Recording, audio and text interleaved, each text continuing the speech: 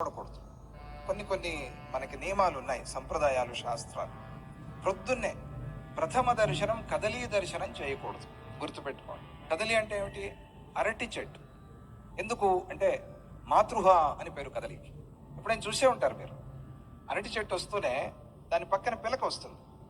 పిలక రాగానే తల్లి చచ్చిపోతుంది. తల్లి చచ్చిపోకపోతే పిలక రాదు. పిలక రాగానే చేసే మొదటి పని ఏమిటంటే తాను దేని నుంచి అయితే జన్మ పొందిందో దాన్ని చంపేస్తుంది. ఈ మాతృహత్య దోషం దీనికి ఉంది కాబట్టి ప్రొద్దున లేవగానే చూడకూడదు. అందుకని ఏం చేస్తారు, శుభాల్లో అరటి స్తంభాలు తీసుకొచ్చి పెడతారు. అప్పుడు ఆ అరటి చెట్టు అనుకుంటుంది, అమ్మ నా దోషం పోయింది అని.